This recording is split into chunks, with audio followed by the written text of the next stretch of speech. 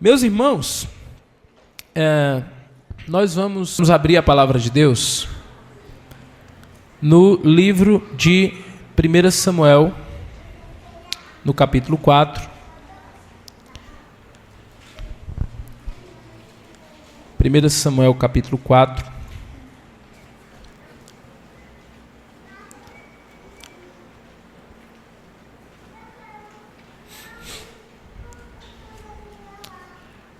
A irmã Carol, junto com a equipe do Ministério Infantil, podem descer com as crianças de até 6 anos, tá bom? E 1 Samuel, capítulo 4. Versos de 1 em diante. 1 Samuel, capítulo 4. Versículos de 1 em diante.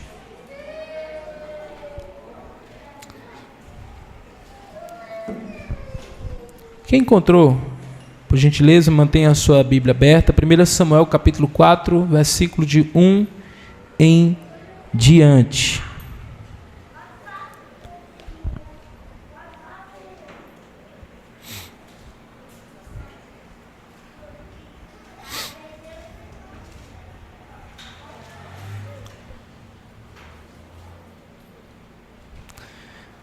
Amém?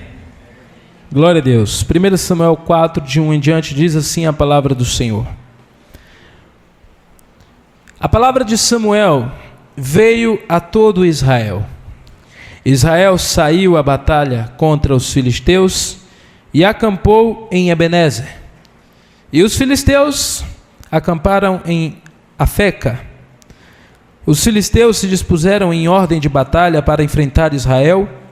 E quando a guerra começou, Israel foi derrotada pelos filisteus, que mataram no campo aberto cerca de 4.000 homens.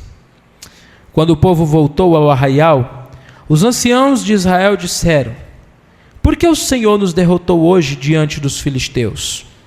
Vamos trazer de Siló a arca da aliança do Senhor, para que estejam no meio de nós e nos livre das mãos dos nossos inimigos.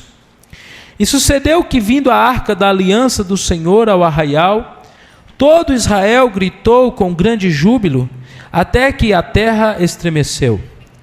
E os filisteus, ouvindo a voz de júbilo, disseram: que voz de grande júbilo é esta no arraial dos hebreus?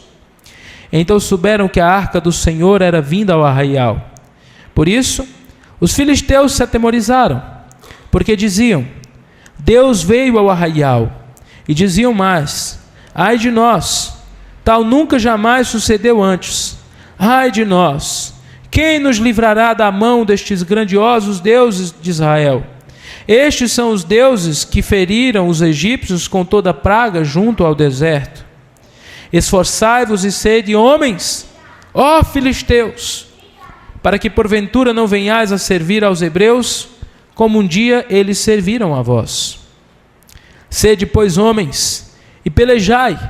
Então pelejaram os filisteus, e Israel foi ferido, fugindo cada um para a sua tenda. E foi tão grande o estrago, que naquele dia caíram de Israel 30.000 homens. E foi tomada a arca de Deus. E os 2 filhos de Eli, Ofni e Finéia, morreram. Então correu da batalha um homem de Benjamim e chegou no mesmo dia a Siló, e trazia as vestes rotas e terra sobre sua cabeça. E chegando ele, eis que Eli estava sentado numa cadeira olhando para o caminho, porquanto o seu coração estava tremendo pela arca de Deus. Entrando, pois, aquele homem a anunciar isto na cidade, toda a cidade gritou. E Eli, ouvindo os gritos, disse: que alvoroço é esse? Então chegou na mesma hora aquele homem apressado e veio e anunciou a Eli.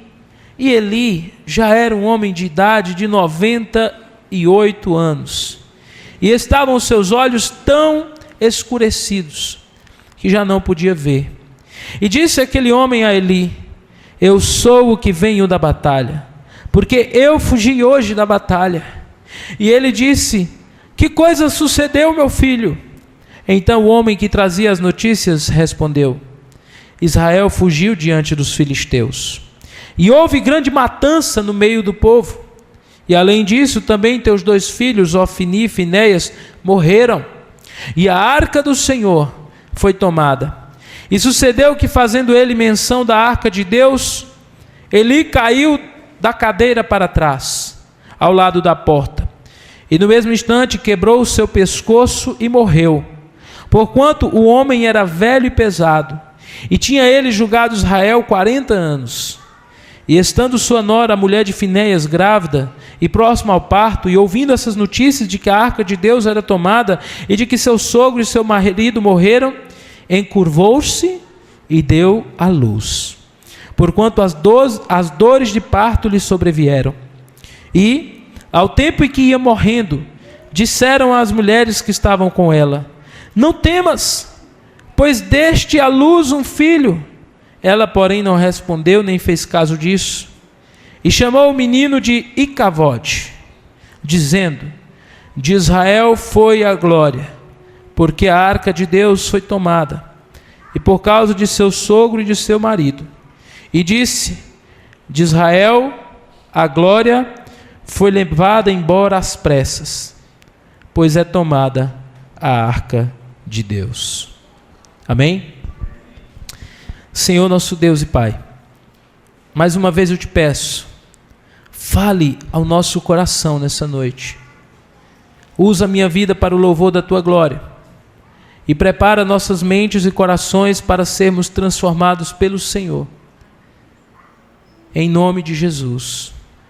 Amém e amém. Meus irmãos, eu me lembro que no ano de 2011, eu estava cursando na Universidade Federal do Piauí o curso de Medicina Veterinária. Isso já tem 15 anos. E logo no primeiro ano da faculdade eu tive a alegria de conseguir um estágio de 1 mês em um zoológico. E eu, durante 1 mês, tive a oportunidade de lidar com os animais ali. E foi uma experiência muito interessante no zoológico. Todos os animais me chamaram muita atenção. Ursos, o tigre, um animal lindo, o hipopótamo, um animal enorme, assustador. Mas nenhum deles me chamou mais a atenção do que o leão. E eu me recordo que um dia o leão ele ficava numa baia enorme e nós tivemos que fazer um pequeno procedimento cirúrgico nesse leão. Eu não, a equipe médica do zoológico e eu ali como estagiário fui junto. Nós descemos por um túnel até a baia do leão. Ele foi colocado dentro de uma jaula e ali eu tive a oportunidade, irmãos, de ver um leão face a face a 1 metro de distância. Quantos aqui já tiveram essa oportunidade? E, meus irmãos, eu nunca tive uma experiência como aquela. Porque é um animal realmente que causa temor. Imponente, feroz. E eu ficava imaginando uma patada desse animal e eu vou para a glória. Ai de mim. Animal gigantesco. E eu fui pesquisar a respeito de ataques de leões. E eu não sei se você sabe, mas aqui no Brasil já aconteceu uma série de ataques de leões. Desde o início dos anos 2000, é proibido você ter animais silvestres, animais selvagens em circos. Mas na década de 90 era muito comum. Não sei se alguém chegou a ver um leão em um circo. E era muito comum também acontecer acidentes. Aqui perto mesmo aconteceram alguns acidentes, como em Tianguá, Ceará, onde o leão devorou uma criança. E em muitos lugares. E era muito comum, para você ter uma ideia, o domador, ele, na lida com o leão, muitas vezes, por causa do costume, ele acabava baixando a guarda. E quando ele menos esperava, ele era atacado pelo leão. E não foi nem só uma, nem duas, nem três vezes que o domador ou que uma pessoa que trabalhava no circo foi devorado por um leão. E aí, ouvindo uma entrevista de um desses biólogos famosos do YouTube, ele disse assim: olha, não se pode confiar em animais selvagens. Não se pode confiar em um leão faminto. E eu fiquei pensando sobre isso. Com o leão não se brinca. O leão é uma fera. O leão pode tirar a sua vida em um instante. Mas ao olhar para esse texto, meus irmãos, de 1 Samuel capítulo 4, eu chego à conclusão também de que com Deus não se brinca. E é sobre isso que eu quero falar com os irmãos nessa noite. Com Deus não se brinca. O povo de Israel achava que Deus era um animal de estimação. Eles achavam que poderia enquadrar Deus dentro de uma jaula, no caso o tabernáculo, e quando precisasse, puxava pela coleira para que pudesse protegê-los. Mas não é assim que se lida com Deus. Deus é o Senhor, amém, irmãos?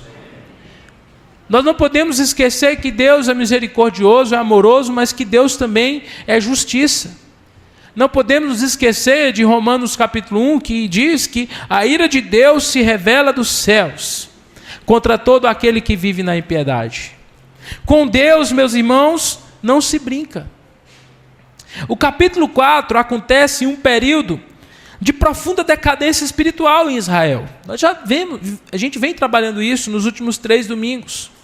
Embora Samuel estivesse começando o seu ministério profético, como nós vemos em 1 Samuel capítulo 3, 19 a 21, onde a palavra do Senhor veio a Samuel e a partir dali todo Israel reconhecia que ele era um profeta escolhido por Deus. Porém, a linhagem sacerdotal, a liderança sacerdotal em Israel estava corrompida. A Bíblia fala sobre esses 2 filhos de Eli, que nós já falamos aqui pelo menos 2 vezes nos últimos domingos. Como era o nome deles? Vamos lá, irmãos? Ofni e Finéias. Eles eram filhos de Eli. Mas o texto diz que eles profanavam o culto, eles desprezavam os sacrifícios, eles viviam em rebelião contra Deus. Deus já havia anunciado juízo sobre a casa de Eli. Está lá no capítulo 2, versículo 27 a 36, onde um homem de Deus, um outro profeta, vem até Eli e anuncia que o Senhor iria tirá-los dali do tabernáculo, dessa linhagem sacerdotal em Israel, e que os seus 2 filhos iriam morrer. E depois confirmou isso a Samuel no capítulo 3, como nós vimos a semana passada. E agora, meus irmãos, depois de 3 capítulos, em 1 Samuel capítulo 4, a profecia do homem de Deus começa a se cumprir.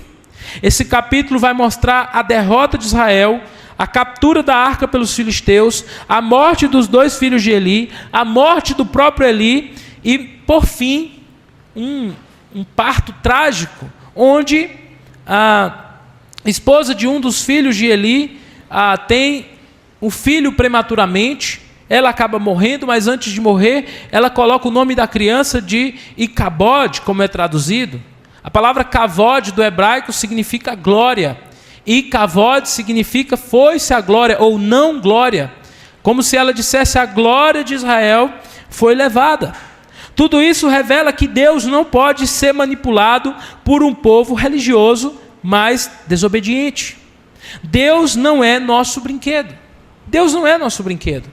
Se eu pudesse resumir, meus irmãos, toda essa passagem em uma frase, eu resumiria da seguinte forma: Deus rejeita a religiosidade vazia e remove sua glória de um povo que tenta usar sua presença sem verdadeira submissão. Deus rejeita a religiosidade vazia e remove sua glória de um povo que tenta usar a sua presença sem verdadeira submissão. E como que nós vamos aprender sobre isso? Eu quero apresentar aos irmãos isso nessa noite em 3 pontos principais. Em primeiro lugar, meus irmãos, do versículo de 1 a 9. E dos versículos de 1 a 9, nós vemos algo terrível. Porque Israel, ela tenta usar Deus como um amuleto. Você sabe o que é um amuleto? Um amuleto é um objeto onde as pessoas acreditam que aquele objeto traz sorte ou que traz bênção sobre a vida dela. Tem muitos amuletos por aí, né? Tem gente que usa uma figa, tem pessoas que usam o pé de coelho, tem pessoas que usam... Há muitos amuletos. E às vezes, até mesmo o povo de Deus pode estar usando amuletos, sabia? Como, por exemplo, quando a gente deixa a Bíblia aberta dentro de casa, assim no Salmo 91, nunca lê a Bíblia, mas a Bíblia está lá aberta no Salmo 91 e a gente pensa assim, não, a Bíblia está aberta e a bênção de Deus vem sobre a minha casa. A gente pensa que há objetos que trazem essa graça especial de Deus sobre a nossa vida. E isso se chama amuletos. Mas veja, meus irmãos, não é assim que o Deus da Bíblia trabalha. Deus não aceita superstição. Você conhece alguém supersticioso? É triste, irmãos, perceber que muitas vezes dentro da igreja nós temos pessoas supersticiosas. Pessoas que frequentam a igreja, dizem que conhecem a palavra, mas têm a vida repleta de superstição. E eu quero falar um pouco sobre isso com os irmãos nessa noite. Veja, Israel entra em guerra contra os filisteus. Quem eram os filisteus, meus irmãos? Amém? Os filisteus eram um povo guerreiro que habitava a região costeira de Canaã, especialmente na cidade de Gaza, Asdod, Ascalon, Gate e Ecrom. Eles foram grandes inimigos de Israel durante o período dos juízes. Eles possuíam um exército forte, tecnologia avançada e armas de fogo, de ferro. Frequentemente oprimiam Israel e lutavam contra líderes como Sansão, Samuel, Saul e Davi. Os filisteus no Antigo Testamento são os clássicos inimigos de Israel. Pode colocar o mapa, Vitória, por favor? Vejam só, irmãos. Os irmãos estão vendo aqui essa parte em amarela? Aqui é Israel, certo? E aqui nós temos essa parte vermelha, a Filístia, que é onde viviam os filisteus. E aqui nós tínhamos as principais cidades da Filístia. E essa guerra entre os filisteus e o povo de Israel era contínua ali na região onde hoje fica a Palestina e também o Estado de Israel. Veja, meus irmãos, eles começam a batalhar e o texto vai dizer que eles saem de Siquém, está vendo lá no norte? Siquém, meus irmãos, de Siquém não, perdão, meus irmãos, de Siló. Eles saem de Siló. Siló foi a primeira capital religiosa do povo de Israel. A arca ficou ali por muitos anos, desde quando entrou a terra até esse momento que nós acabamos de ler aqui. E ali em Siló era onde o povo ia para poder oferecer sacrifício e adorar ao Senhor. Veja, meus irmãos, começou essa luta contra os filisteus e diz o texto bíblico que o povo de Israel se reuniu em Ebenezer. Mas não é aqui na casa do irmão Ebenezer, vizinho à igreja, não. Ebenezer é essa cidade aqui que fica na divisa com os filisteus. E enquanto o povo de Israel estava reunido ali em Ebenezer, o povo filisteu estava reunido aonde? Afec, essa outra cidade ali, pertinho de Ebenezer, porém do outro lado da fronteira. E eles estavam preparados para a guerra. No primeiro momento eles batalham, eles lutam. E o texto diz que Israel sofre uma derrota inicial. E naquele dia 4.000 homens de Israel morrem na batalha. Está aí nos versículos 1 e 2. Então os anciãos de Israel, que era um grupo de homens mais velhos, representantes das 12 tribos de Israel, que eram uma espécie de conselheiros em Israel, eles fazem uma pergunta, verso 3. Por que nos feriu o Senhor hoje diante dos filisteus? Por que será que nós perdemos? Às vezes, Deus permite certas derrotas em nossa vida. E na maioria das vezes nós questionamos o porquê disso ter acontecido. E foi isso que aconteceu com o povo de Israel. Por que nós fomos derrotados?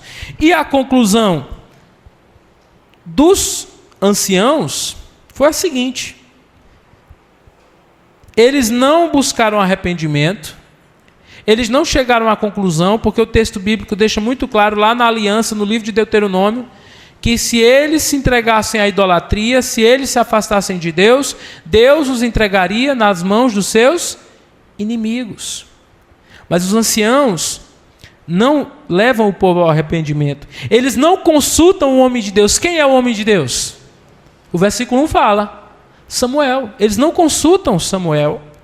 Eles não clamam ao Senhor. Eles não confessam o seu pecado. Eles poderiam declarar um jejum e toda a nação buscar a Deus, mas não é isso que eles fazem. Porque é muito mais fácil você se apegar com superstição, com um ritual religioso, do que você se arrepender e se prostrar diante de Deus.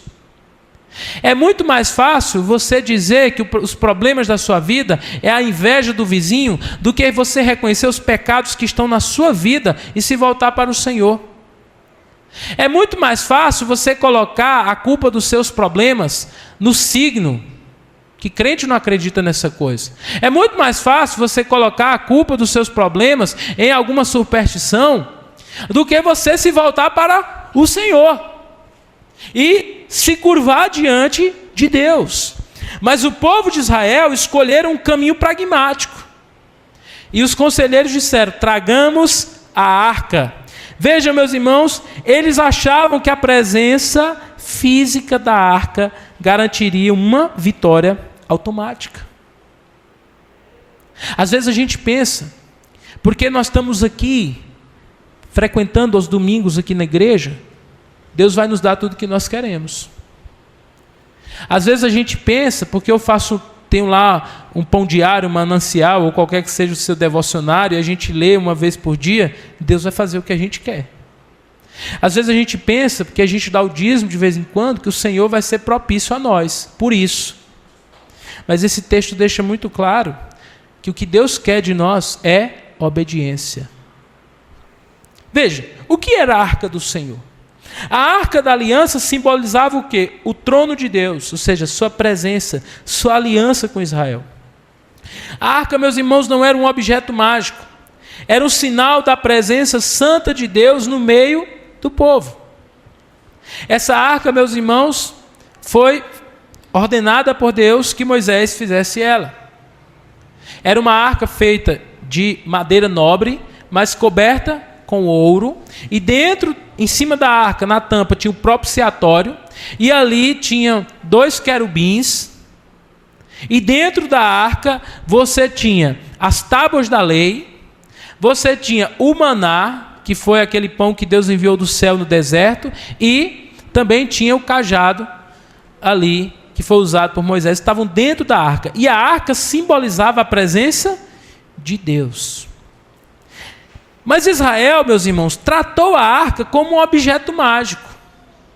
Se a gente trouxer a arca, nós vamos vencer. Israel queria os benefícios da presença de Deus sem submissão ao Deus da presença. Eles achavam que a arca era a garantia da presença de Deus. Que a arca era a garantia da presença de Deus. E aí eu me lembrei de um amigo meu uma vez, né? Na época que a gente estava na universidade, e esse amigo meu frequentava a igreja também, e ele comprou um carro. Só que o carro dele, né, tinha uma questão, essa questão dele com o carro. Ele não tinha habilitação. E ele andava por aí com essa habilitação. E aí, certo dia, ele sabia das blitz, né? Aí ele disse assim: não, mas eu vou pegar a Bíblia e vou botar a Bíblia no painel do carro. E creio que Deus não vai permitir que nada aconteça comigo, não. Ele foi e botou a Bíblia no painel do carro e disse que essa Bíblia que vai, de certa forma, acho que na cabeça dele a Bíblia ia proteger ele, ou se o policial visse a Bíblia, talvez desse um desconto para ele. Passou um carro, passou outro, na vez dele o policial, ele parou. Aí o policial: documento, senhor, por favor. Ele bateu as mãos no bolso. E aí: eu não tenho habilitação. Desça do carro. E aí o policial apreendeu o carro dele, deu uma multa, mas antes de deixar ele embora, o policial viu a Bíblia em cima E essa Bíblia? Não, é minha Bíblia. Você é crente? Sou. E você não tem vergonha, não? De ser crente, andar errado e ainda botar a palavra de Deus dessa forma? Veja, meus irmãos, às vezes nós pensamos que a Bíblia ou que algum elemento da nossa fé é um amuleto que vai de alguma forma trazer uma bênção para a nossa vida, que vai nos proteger de alguma coisa e nos guardar, quando muitas vezes nós estamos em pecado, quando muitas vezes nós estamos desobedecendo a Deus. Meus irmãos, veja, esse negócio de superstição é um negócio muito sério. Tem pessoas que usam símbolos religiosos sem conversão. Sem conversão. Uma vez, quando nós estávamos pregando em um desses povoados aqui de Bom Jesus, nós chegamos na casa de uma senhora. E quando eu cheguei na casa dela, nós perguntamos a ela se ela era crente. Acho que foi um irmão que estava comigo. Irmã, dona, você é crente? Ela, eu sou crente. Aí, gente, glória a Deus, que bênção, encontramos uma irmã aqui. Sou crente, sim, sou crente. Não vou dizer de qual igreja que ela disse que era crente. Eu sou crente, eu tenho fé em Deus.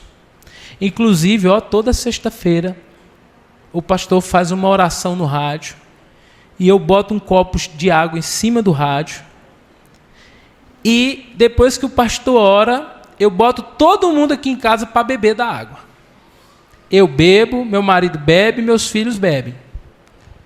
Essa mulher disse que ela era crente, que ela era evangélica. Na verdade, ela era supersticiosa. Ela não estava confiando em Cristo, ela estava confiando naquele ritual ou naquele objeto, como o povo de Israel estava confiando na arca.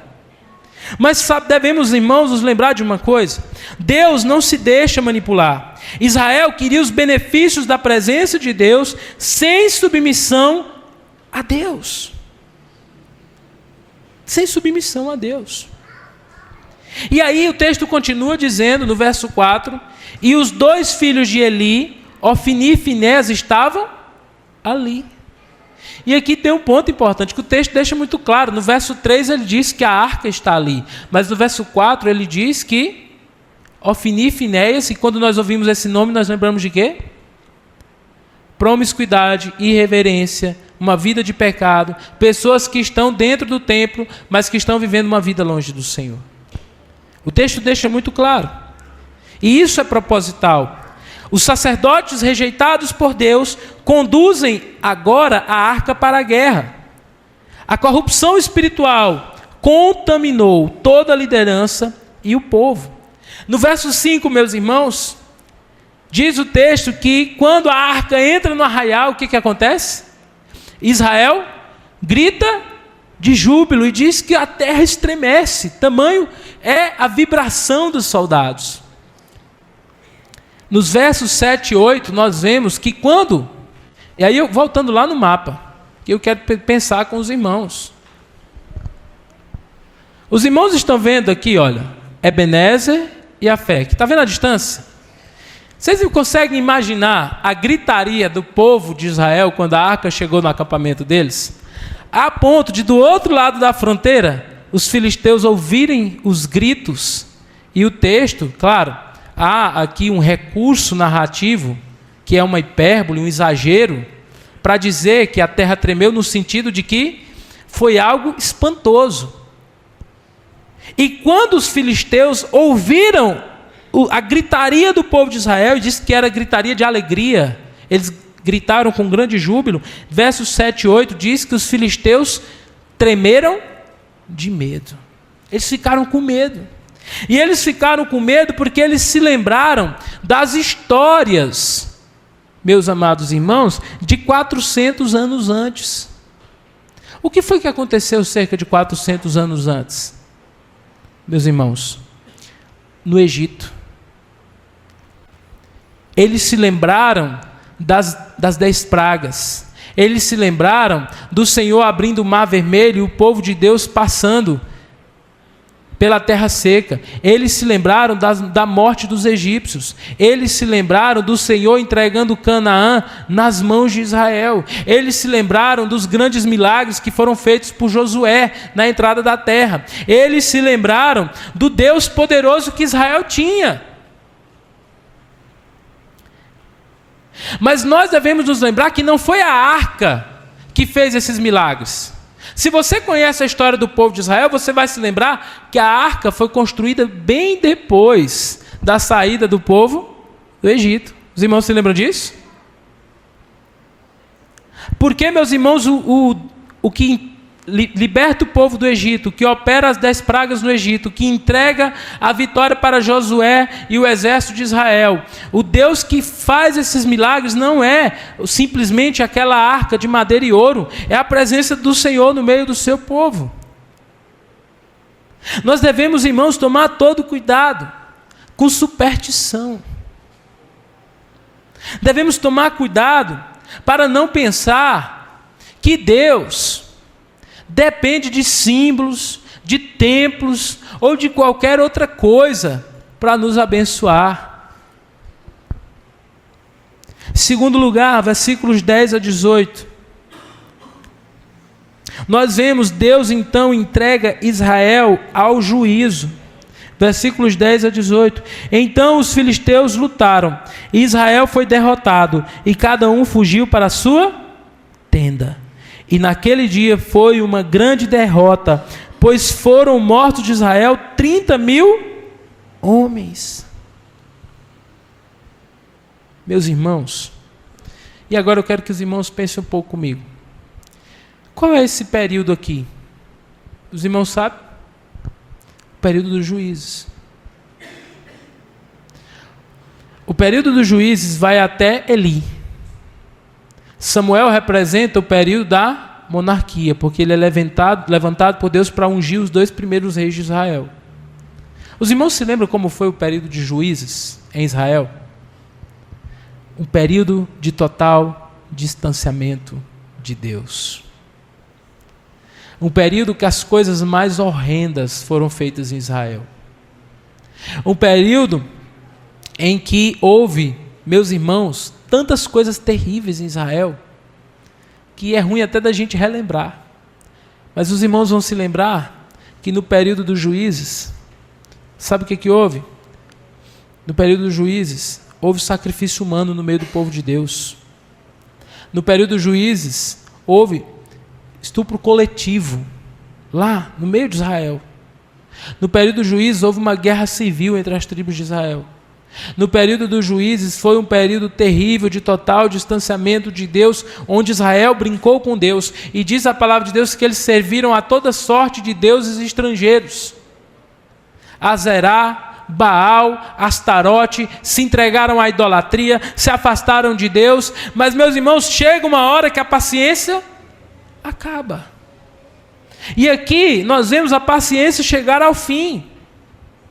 O povo, porque durante todo o livro de Juízes, nós vemos o povo se afasta de Deus, Deus levanta um juiz, e o juiz então derrota os inimigos, o povo tem um tempo de paz, mas depois ele se afasta novamente de Deus. E parece, se a gente lesse o livro de Juízes junto com o livro de 1 Samuel, parece que isso vai acontecer. Deus levanta Samuel, mas há uma quebra de expectativa, porque o povo não vence os inimigos, pelo contrário, são vencidos por eles. E toda essa expectativa de vitória termina numa catástrofe, mas não foi qualquer catástrofe. No mesmo dia, Israel sofreu uma derrota esmagadora, 30.000 homens foram mortos. Gente, você parou para pensar nisso? 30.000 é a população de que cidade? Bom Jesus. Imagine, do meio do povo de Deus, em um dia, irmão Jefferson, 30.000 homens foram mortos pela espada. Para você ter uma ideia, irmão Miro, essa foi a maior derrota da história de Israel até aquele momento. Depois eles vão sofrer outras derrotas maiores, como no exílio. Mas até aquele momento foi a maior derrota da história de Israel.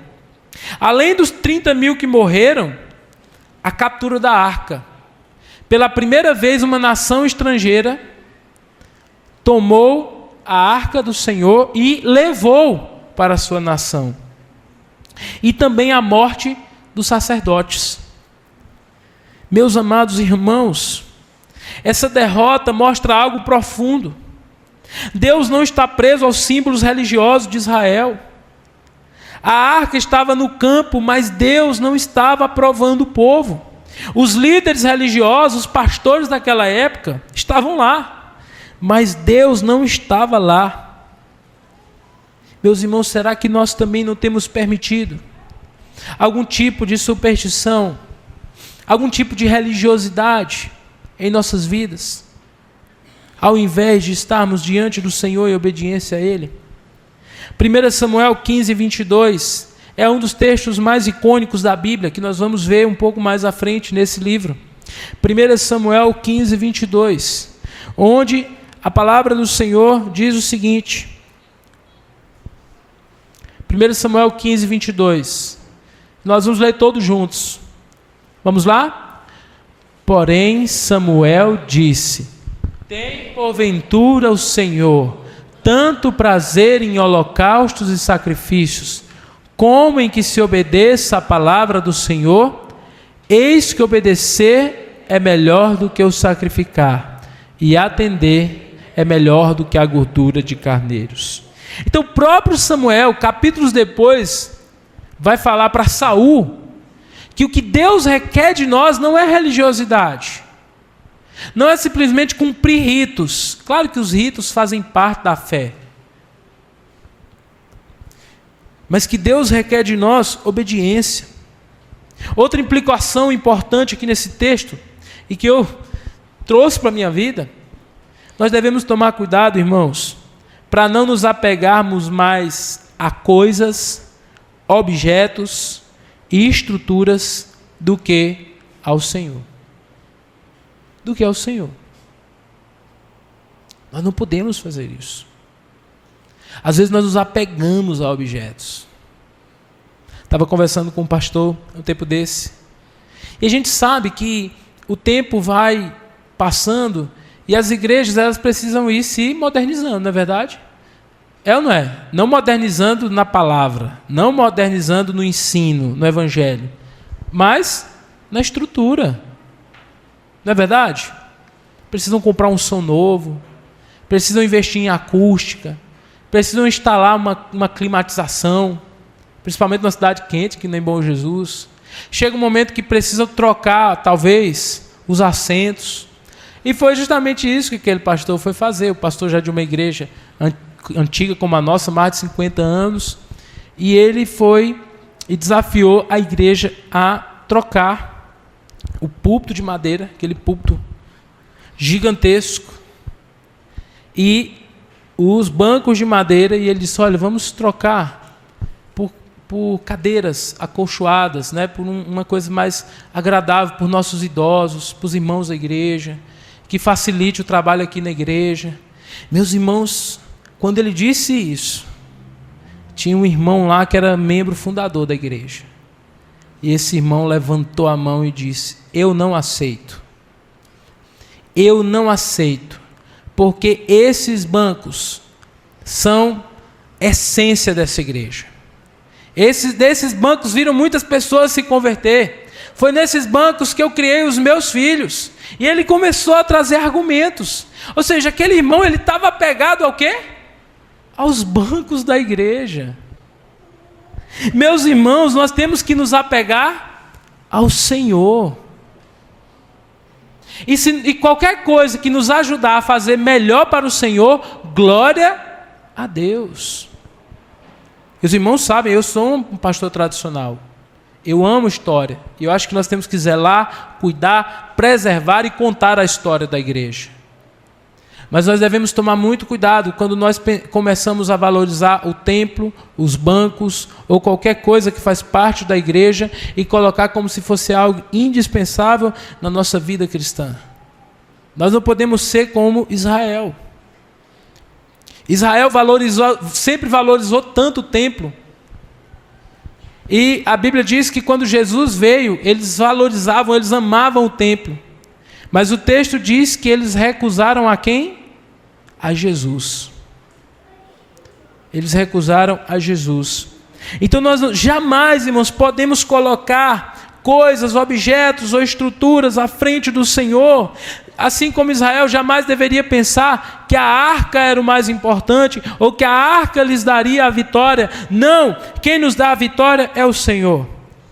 Quem transforma vidas é o Senhor. Quem cuida das nossas famílias, quem é, irmãos? O Senhor. Quem abençoa a igreja de Jesus? É o Senhor, meus irmãos. E tudo então acontece exatamente como Deus havia dito por intermédio do homem de Deus. Ofni e Finéias morrem no mesmo dia, a casa de Eli começa a cair e o juízo chega. A Bíblia não deixa muito claro quanto tempo Ofni e Finéias viveram em pecado dentro da casa do Senhor. Mas ao que tudo indica foi por muito tempo. Pelo menos, nós sabemos que foram anos. Porque quando Ana não estava nem grávida e ela vai ao templo, Ofni e Finéias já viviam em pecado ali dentro do templo. O menino cresce, se torna um jovem, é chamado por Deus e eles continuam fazendo o quê? A mesma coisa. E talvez, irmãos, eles se deitavam com aquelas mulheres às portas da casa do Senhor, nada acontecia. Eles roubavam a casa de Deus, nada acontecia. E eles pensavam assim, não, nós podemos continuar vivendo em pecado, nada acontece mesmo. Deus não está vendo. Talvez no coração deles, eles até duvidavam se Deus realmente existia. Às vezes, meus irmãos, nós cometemos pecados por muito tempo. E parece que as consequências não chegam. Mas a verdade é que a Bíblia diz que não há nada oculto que não venha a ser revelado. Nós podemos viver em pecado, ainda que na casa do Senhor, por 1 ano, 5 anos, 10 anos, 20 anos. Mas nós devemos saber uma coisa: Deus um dia revelará se não houver arrependimento. Deus revelará. Gálatas capítulo 6, versos de 7 a 8 diz o quê? Não se engane, de Deus não se zomba. Tudo aquilo que o homem plantar, colherá. Aquele que planta para a carne, da carne colherá destruição. Mas aqueles que plantam para o Espírito, do Espírito de Deus, colherão vida eterna. Meus irmãos, Ofni e Finéias por ano estavam plantando para a carne, e talvez na mente deles, essa colheita de destruição nunca iria chegar, mas chegou. Ah, pastor, mas eu estou vivendo em pecado e nada está acontecendo. A Bíblia diz que o salário do pecado é a morte, mas eu não morro. Você sabe o que é salário? Salário é uma coisa que você recebe depois de um certo tempo. Meus amados irmãos, e aqui nesse momento a paciência de Deus chega ao fim. Com Ofni e Finéias, o juízo chegou. Eles tiveram muitas oportunidades ou não tiveram, irmãos, para se arrepender? O texto deixa muito claro. Inclusive, primeiro, o texto diz que toda a nação, todo o povo de Israel sabia dos pecados de Ofni e Finéias. O texto diz que Eli, seu pai, foi até eles e alertou eles. Não diz isso? Meus filhos, não é bom que façam isso. Todo o povo de Israel está sabendo do que está acontecendo, mas diz que eles não levaram em conta. Meus amados irmãos, se nós, porventura, estivermos em pecado, se você, meu irmão e minha irmã, tiver algo na sua vida que você sabe que não está de acordo com a vontade de Deus, ainda que ninguém saiba, e talvez você tenha ouvido pregações, Deus tem te chamado a se voltar para Ele, talvez pessoas tenham te aconselhado a deixar isso, mas você continua pensando, não, ninguém vai descobrir, vamos em frente, depois eu me volto para Deus. Saiba de uma coisa: uma hora será descoberto. Uma hora Deus revelará. E isso deve causar temor para nós. Meus irmãos, então nós chegamos ao último ponto. Os versos 19 a 22. Se dos versículos 1 a 9, nós vemos, irmãos, os versículos 1 a 9, que Israel tenta usar Deus como um amuleto. Dos versículos 10 a 18, nós vemos que a paciência de Deus com Israel se acaba e ele então envia um juízo contra Israel. Nos versículos 19 a 22, nós vemos a consequência de tudo isso. Nós vemos que a glória de Deus se afasta de Israel. E eu acho que esse é o ponto mais triste de toda a história. A cena final é profundamente sombria. A nora de Eli entra em trabalho de parto. Quando ela ouve que a arca foi tomada, que seu marido morreu, que Eli morreu. E é interessante, antes disso, o texto diz que naquele mesmo dia sai um homem da tribo de um benjamita, e ele sai e ele corre do campo de batalha até onde, irmãos? Até Siló. Você sabe qual é a distância? O texto diz, são 40 quilômetros. 40 quilômetros é uma maratona, né? 41 quilômetros. Foi a distância que aquele homem correu em um dia, para contar essa notícia para Eli. E quando ele chega aqui, conta a notícia para Eli, o texto diz que Eli estava sentado numa cadeira. Eu fui estudar, irmãos, essa palavra cadeira aqui é a palavra quecer. Essa palavra, ela pode ser até melhor traduzida como trono. Trono. E é possível que havia uma cadeira especial do sumo sacerdote, uma espécie de um trono, uma cadeira especial onde ele se assentava. E aqui tem um ponto interessante, meus irmãos. Nós jamais devemos nos apegar a tronos. Nós jamais devemos achar que por aquilo que nós temos, por aquilo que nós alcançamos, ou talvez pelo nosso histórico, ou por qualquer outra coisa, tradição religiosa, que nós somos inatingíveis. Nós não somos inatingíveis. O único trono que permanece para sempre é o trono de Jesus. O único. Não confie no trono dos homens. Ele morre. A mulher então, a cidade, há aquele alvoroço na cidade, e diz o texto que a mulher então dá a luz ao filho, e põe o seu nome de Icavode, foi-se a glória. Meus irmãos, e aqui nós vemos a tragédia. A tragédia não foi apenas a derrota no campo de batalha, a maior tragédia foi a retirada da glória de Deus. Deus se afastou de Israel. Veja, meus irmãos, Israel ainda tinha soldados, tinha sacerdotes, tinha tradição, tinha ritual, tinha arca até aquele momento, mas ele havia perdido a presença favorável de Deus. A pior coisa que pode acontecer na sua vida não é você perder o seu emprego.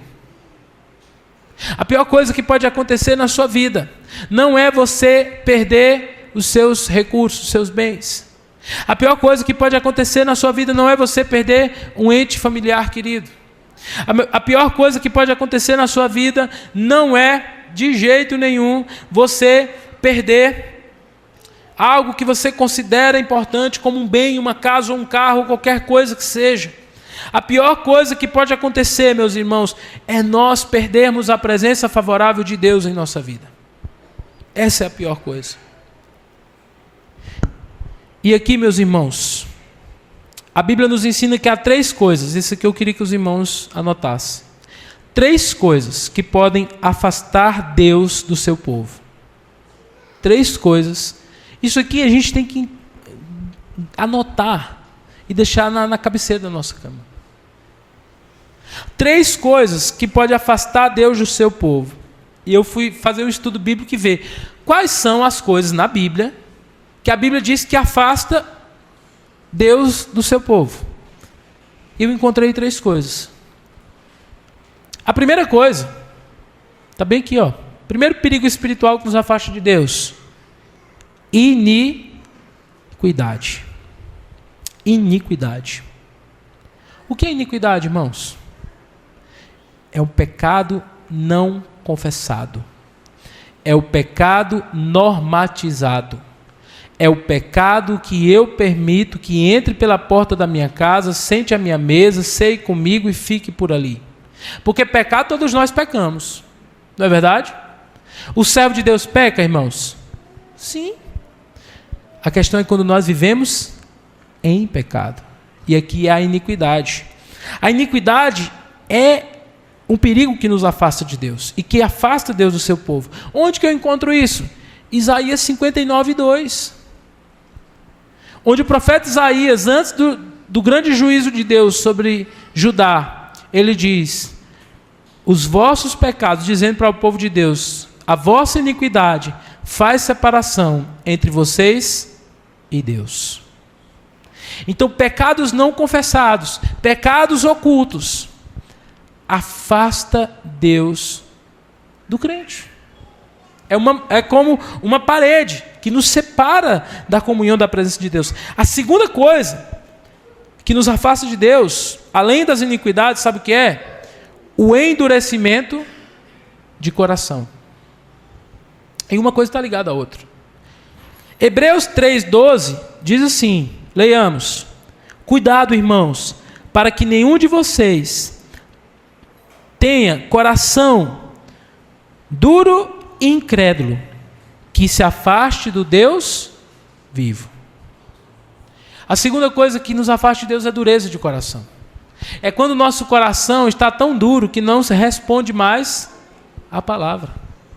A palavra nunca fala conosco, ou quando fala, a gente dá um jeito de fingir que não é com a gente. Isso nos afasta de Deus.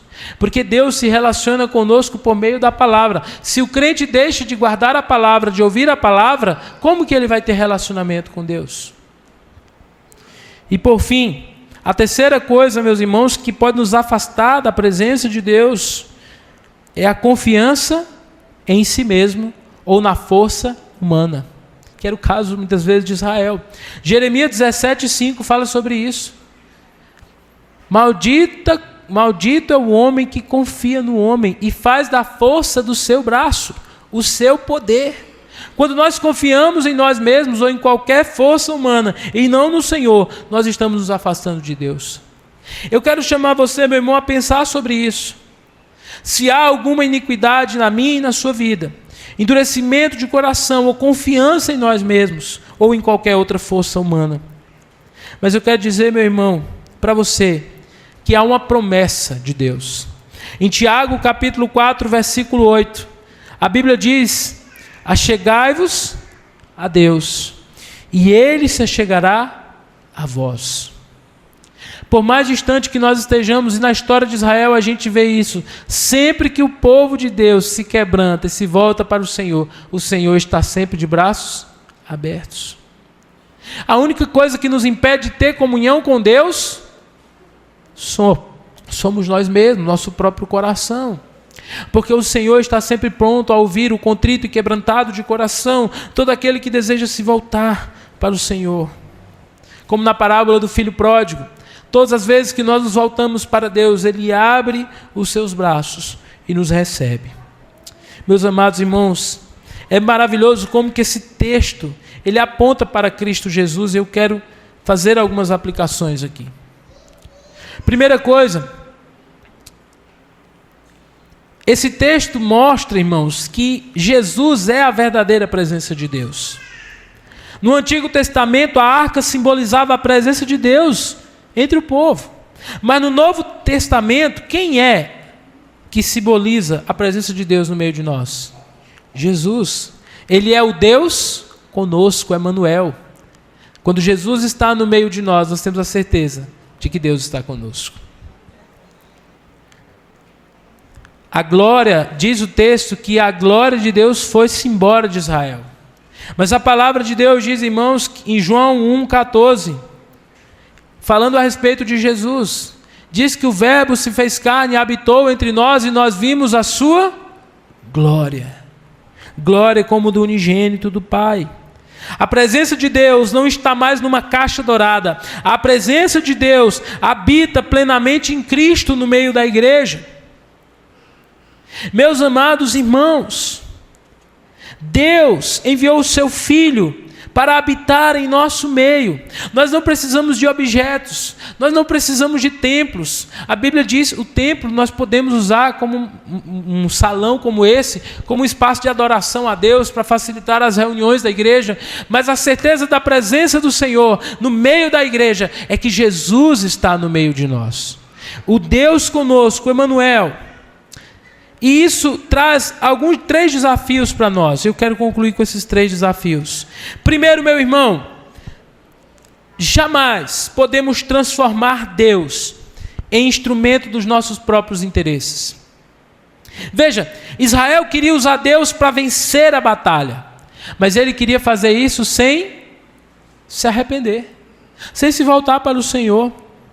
Deus não é, meus irmãos, uma espécie de garçom. Deus não é aqueles que simplesmente derrama bênçãos sobre nós.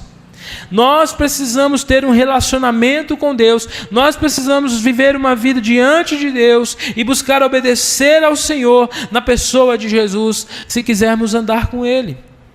É possível frequentar a igreja, usar a linguagem espiritual, participar e servir no ministério da igreja e ainda assim viver longe de Deus. Segunda coisa, o maior perigo não é perder uma batalha.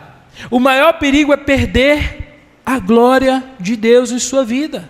Israel perdeu 30 mil homens, mas a verdadeira tragédia não foi essa. A verdadeira tragédia é que o Senhor saiu do meio do povo de Israel. Eu não sei, talvez você está aqui, meu irmão, e você está passando por alguma luta na sua vida. Talvez nos últimos tempos você tenha perdido algumas batalhas. Mas eu quero dizer para você que se o Senhor continua contigo, você é mais que vencedor. Se Deus está contigo, você não é derrotado, você não perdeu. Na verdade, o Senhor tem usado todas essas coisas para o seu bem, para o louvor da sua glória. E até mesmo quando você pensa que perdeu, o Senhor declara dos céus que em Cristo você é mais que vencedor. E por fim, se nós estamos em pecado, o Senhor usa esse texto para nos levar ao arrependimento enquanto é tempo. Nos voltarmos para Deus. 1 João 1,9 diz que se confessarmos os nossos pecados, Deus é fiel e justo para nos perdoar e nos purificar de toda injustiça. Nós somos chamados a nos arrepender enquanto é tempo e nos voltarmos para o Senhor. Quantas vezes, meu irmão, eu me vi de coração endurecido na minha vida? Quantas vezes eu me vi de ouvidos tapados, de coração fechado para a voz do Senhor? Mas eu quero desafiar você, meu irmão, que você possa se voltar para o Senhor e que você possa se arrepender enquanto é tempo. E se você ainda não tomou a sua decisão de entregar a sua vida para Jesus, eu quero que você pense abertamente hoje sobre isso e que você tome a sua decisão ao lado de Cristo, porque a gente nunca sabe qual dia o Senhor virá. Eu tenho certeza que naquele dia, meus amados irmãos, Ofni e Finéias não pensaram que aquilo pudesse acontecer.